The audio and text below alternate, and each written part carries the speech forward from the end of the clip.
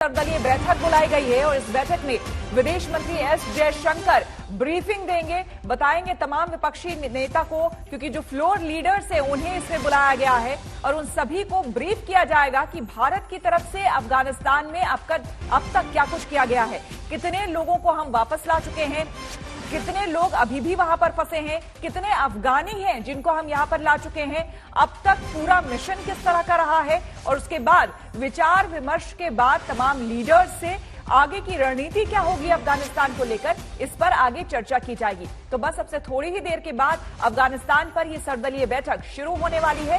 काफी अहम यह बैठक है अपने आप को देखते हुए, क्योंकि अफगानिस्तान में लगातार जिस तरह से हालात बदलते जा रहे हैं तालिबान के आने के बाद से, ये बैठक काफी महत्वपूर्ण है। आपको बता दें कि तालिबान पहले ही अमेरिका को डेडलाइन दे चुका है कि 31 अगस्त तक तमाम लोगों को अपने ले जाएं और उसके बाद यहां से उड़ानें नहीं होंगी। धीरे धीरे कंट्रोल भी काबुल एयरपोर्ट पर बढ़ता जा रहा है। आपको बता दें कि अफगानिस्तान पर सर्वदलीय बैठक शुरू हो चुकी है। विदेश मंत्री एस जयशंकर अफगानिस्तान के हालात पर विपक्षी दलों से राय मशविरा कर रहे हैं।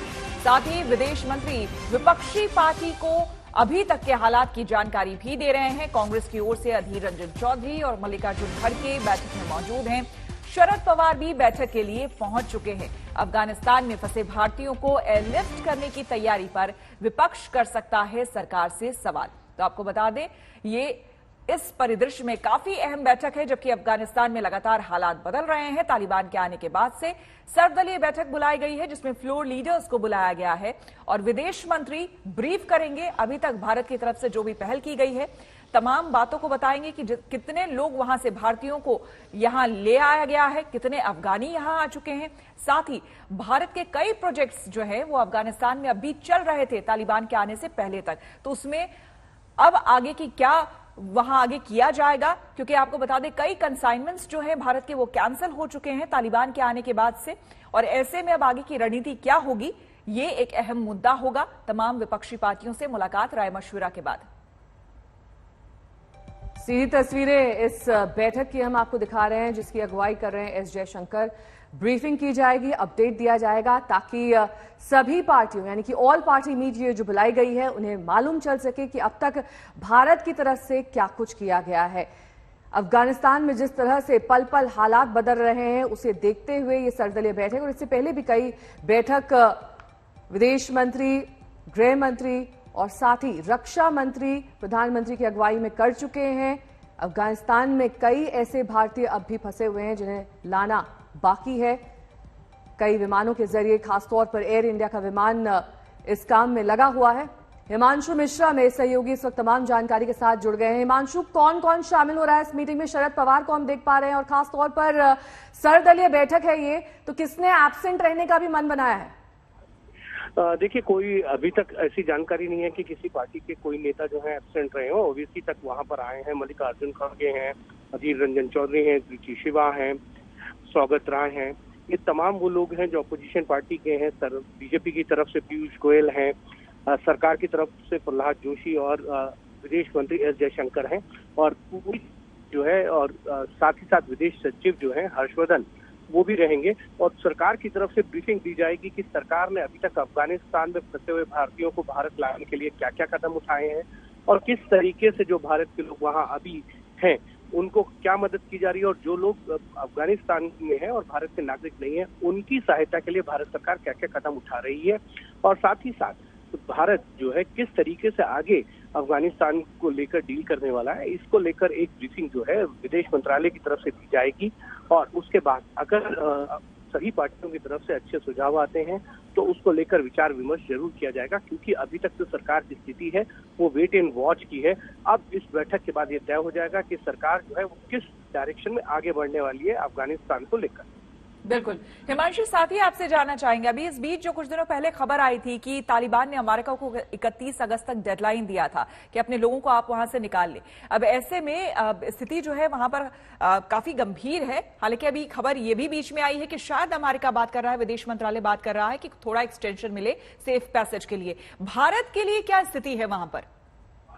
देखिए, भारत जो है डिप्लोमेटिक स्तर पर जो है वो बातचीत जरूर कर रहा है। तालिबान के जो लोग हैं उनके साथ बातचीत चल रही है, बैक चैनल बातचीत तो चल रही है, लेकिन आगे किस तरीके का रुख भारत सरकार का रहेगा, क्योंकि इतना जरूर है अफगानिस्तान के अंदर अगर तालिबानी सरकार बनती है तो उसको डील करने के भारत कैसे बढ़ेगा, इसको लेकर विदेश सचिव की तरफ से एक प्रेजेंटेशन होने वाली है। और साथ ही साथ अपोजिशन पार्टीज के क्या रुख रहेंगे, किस तरीके से अफगानिस्तान में तालिबान के साथ भारत को डील करना चाहिए, इसको लेकर जो बातचीत होगी वो सारी ब्रीफिंग के द्वारा होगी। और कुछ सजेशंस अगर आते हैं अपोजिशन पार्टीज की तरफ से तो सरकार उस पर जरूर कंसिडर करेगी। लेकिन इतना जरूर है, अभी तक भारत सरकार ने बनाई हुई है।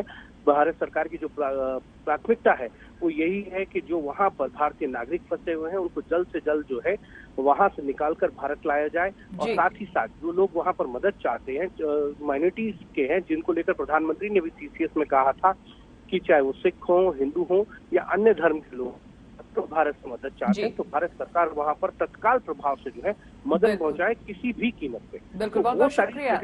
बिल्कुल हिमांशु, नजर बनाए रखें इस बैठक पर, आगे भी आपसे हम जानकारी लेंगे। फिलहाल बहुत बहुत शुक्रिया आपका। अफगानिस्तान पर सर्वदलीय बैठक की करेंगे जो कि शुरू हो चुकी है 11 बजे। विदेश मंत्री एस जयशंकर अफगानिस्तान के हालात पर विपक्षी दलों से राय मशवरा कर रहे हैं। साथ ही विदेश मंत्री विपक्षी पार्टियों को अभी तक के हालात की जानकारी दे रहे हैं। आपको बता दें कि कांग्रेस की ओर से अधीर रंजन चौधरी और मल्लिकार्जुन खड़गे बैठक में मौजूद हैं। शरद पवार भी बैठक के लिए पहुंच चुके हैं। बैठक से पहले शिवसेना ने अफगानिस्तान पर फंसे भारतीयों पर सरकार से जानकारी मांगी है।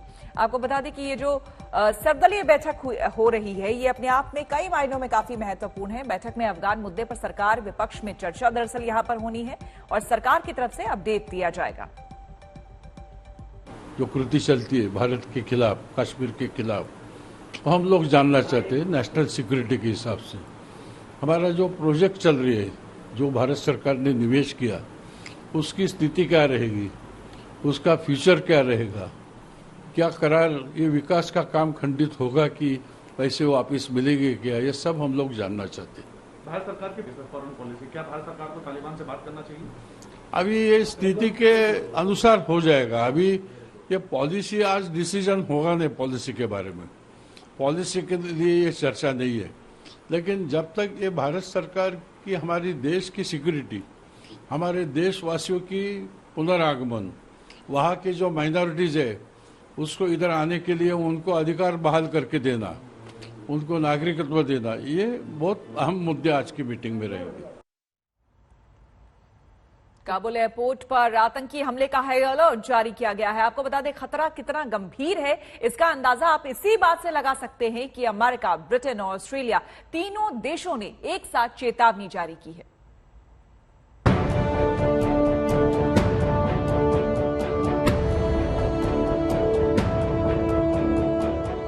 तालिबानी आतंक से बचकर अफगानिस्तान छोड़ने वालों की भीड़ काबुल एयरपोर्ट से कम होने का नाम नहीं ले रही है।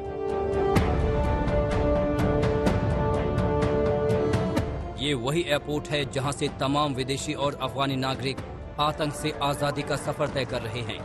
मगर आजादी की उम्मीद जगाने वाला ये काबुल एयरपोर्ट खौफ के साए में आ गया है। यहाँ मौजूद एक एक इंसान पर मौत मंडरा रही है। एक साथ 3 देशों ने काबुल एयरपोर्ट पर बेहद गंभीर खतरे का अलर्ट जारी किया है। अमेरिका ने सुरक्षा को खतरा बताते हुए अपने नागरिकों को एयरपोर्ट से दूर चले जाने को कहा है, तो वहीं ब्रिटेन ने साफ कहा है कि काबुल एयरपोर्ट पर किसी गंभीर आतंकी हमले का खतरा है। ऑस्ट्रेलिया ने भी किसी बड़े आतंकी हमले की चेतावनी खुल कर दी है।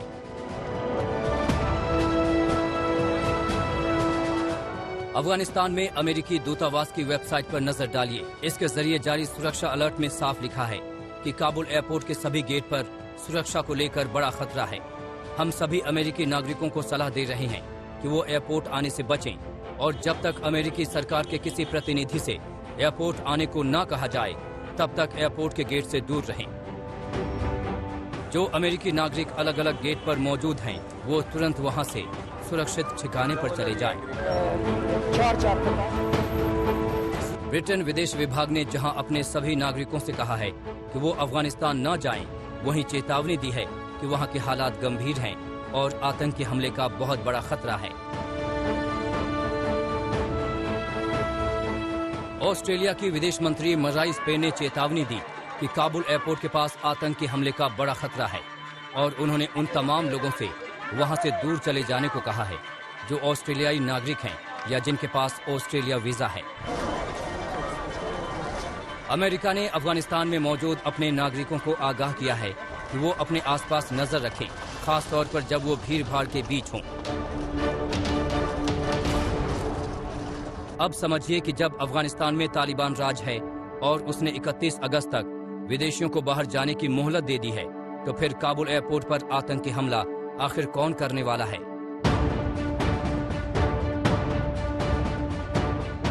तो सुनिए, आतंकी हमले का खतरा आईएसआईएस के यानी आईएसआईएस खुरासान के आतंकियों से है, जो तालिबान और अमेरिका दोनों का ही दुश्मन है।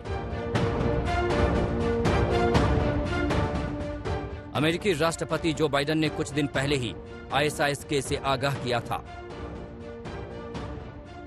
The ISIS in Afghanistan have been the sworn enemy of the Taliban. I've said all along, we're going to retain a laser focus on our counterterrorism mission, working in close coordination with our allies and our partners, and all those who have an interest in ensuring stability in the region. 6 साल पहले पाकिस्तानी तालिबान से असंतुष्ट होकर आतंकियों ने ISIS का खुरासान गुट बना लिया था। सेना और खुफिया एजेंसियों के मुताबिक आईएसआईएस खुरासान विस्फोटक लदे ट्रक से एयरपोर्ट पर धमाका कर सकता है, या फिर हामिद करजई एयरपोर्ट के बाहर भीड़ के बीच घुसकर उसके आत्मघाती हमलावर खुद को उड़ा सकते हैं। ऐसे में काबुल एयरपोर्ट से लोगों को निकालने के मुहिम को झटका लगा है और वहां हर पल मौत का खौफ सता रहा है। आज तक ब्यूरो। तो तालिबानी जुल्म की इंतहा हो गई है। उसने टोलो न्यूज के पत्रकार की हत्या की है। वहीं उसकी सबसे ज्यादा क्रूरता काबुल एयरपोर्ट पर दिखाई दे रही है, जहां लोग भूखे प्यासे तड़प रहे हैं। आपको बता दें, काबुल एयरपोर्ट पर पानी की एक बोतल 3000 रुपए में बिक रही है। वहीं चावल की एक प्लेट का दाम 5500 रुपए हो गया है। लोगों के पास पैसे नहीं हैं, लिहाजा एयरपोर्ट पर वो भूखे प्यासे इंतजार करने को मजबूर हैं।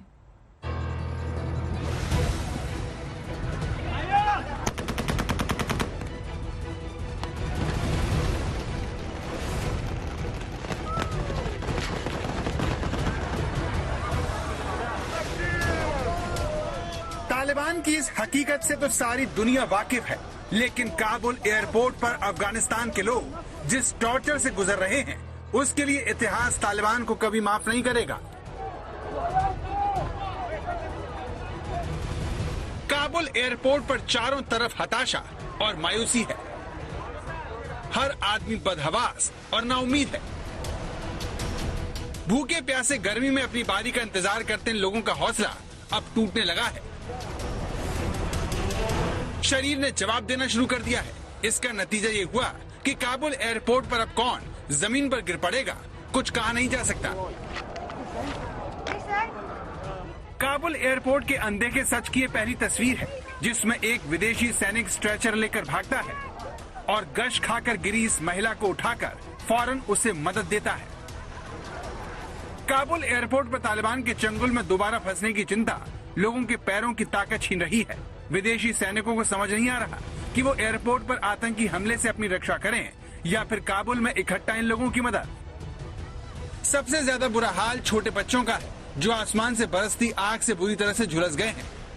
जल्द से जल्द काबुल छोड़ने की मजबूरी से लोगों की जान पर बनाई है। छोटे छोटे मासूम बच्चों की जान दांव पर है। काबुल से आने वाली इन चीखों ने सारी दुनिया को दहला दिया है, सिवाय तालिबान के, जो किसी भी हाल में इन मासूम बच्चियों को धर्म की बेड़ियां पहनाना चाहता है। लेकिन काबुल एयरपोर्ट पर सिर्फ बच्चे ही नहीं रो रहे, धक्का मुक्की खाने वाली महिलाओं की हालत भी अच्छी नहीं है, जो कभी भी भगदड़ का शिकार हो सकती हैं, लेकिन फिर भी घर लौटने को तैयार नहीं है। अफगानिस्तान के सारे लोग जानते हैं कि कभी भी मदद का हाथ छूट सकता है, मगर अफसोस इनके पास कोई दूसरा विकल्प भी नहीं है। तालिबान ने चारों तरफ से काबुल एयरपोर्ट को घेर लिया है। काबुल की तरफ जाने वाली रोड हो या फिर एयरपोर्ट का मेन गेट, हर तरफ तालिबान ने नाकाबंदी कर रखी है, जिससे बचने के लिए लोगों की भारी भीड़ एयरपोर्ट के उत्तरी गेट का रुख कर रही है। लेकिन वहां भी तालिबानी आतंकवादी उन्हें परेशान कर रहे हैं। ये देखिए काबुल एयरपोर्ट पर तालिबान का ये आतंकवादी किस तरह से लोगों को धमका रहा है। मजदूरी رو با خود بچگانان خود صرف میکنید یا تاریخ افتخاره بانک یا مزدور امریکایی از افغانستان برای ما یا رو به زور میکشه ما اینجا نمیمانیم امریکا 10 تا از قیتر شما به هم میجنگه। लेकिन इसके बावजूद लोग लगातार काबुल एयरपोर्ट पहुंच रहे हैं। यहाँ आकर ये लोग नाटो देशों के सैनिक से एयरपोर्ट के अंदर दाखिल होने की गुहार लगाते हैं। घंटों उनके सामने बैठे रहते हैं और कभी कभी बेहोश होकर गिर जाते हैं। काबुल एयरपोर्ट पर लोगों की इस हालत की सबसे बड़ी वजह अमेरिकी राष्ट्रपति जो बाइडेन हैं, जो 31 अगस्त को काबुल एयरपोर्ट से अमेरिकी सैनिकों को वापस बुलाने पर अड़े हुए हैं। तालिबान भी विदेशियों के अफगानिस्तान छोड़ने की 31 अगस्त की डेडलाइन को आगे बढ़ाने को राजी नहीं है। ऐसे में काबुल एयरपोर्ट पर फंसे हजारों लोगों के सामने जिंदगी और मौत का सवाल खड़ा हो गया है। इतने कम वक्त में अगर वो काबुल से नहीं निकले तो तालिबान उनका क्या करेगा, कुछ कहा नहीं जा सकता। We are currently on a pace to finish by August the 31st. The sooner we can finish, the better. Each day of operations brings added risk to our troops. But the completion by August 31st depends upon the Taliban continuing to cooperate and allow access to the airport for those who were transporting out and no disruptions to our operations. Now, they have announced that they will withdraw all their forces by August 31st. They should abide by their announcement. If they violate, so that would be a clear violation.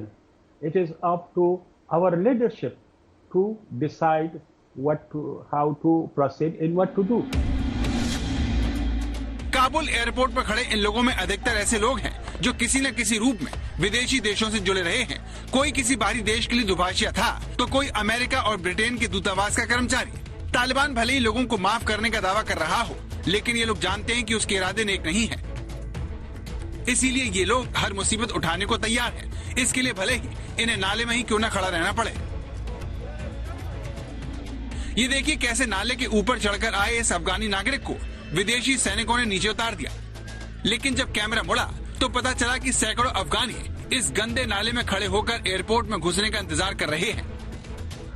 गंदे नाले में खड़े अब इन लोगों की करीब से तस्वीर देखिए, जिसमें आपको ये लोग कमर तक गंदे पानी में घूमते फिरते दिख जाएंगे। इन लोगों में बच्चे बुजुर्ग हर उम्र के लोग हैं जिन्हें नाले की इस गंदगी में खड़ा होना मंजूर है, लेकिन तालिबानी राज में सांस लेना किसी भी हाल में इन्हें स्वीकार नहीं है। अब काबुल एयरपोर्ट के सामने बने इस नाले की दूसरी तस्वीर भी देख लीजिए, जिसमें यह बच्चा कैसे विदेशी सैनिकों से गुहार लगा रहा है। वीडियो में आगे कई लोग अपने पासपोर्ट और बाकी जरूरी कागजात नाले में खड़े होकर दिखा रहे हैं। कुल मिलाकर काबुल में हालात बहुत खराब हैं और सभी 31 अगस्त से पहले किसी भी तरह काबुल छोड़ देना चाहते हैं। आज तक ब्यूरो।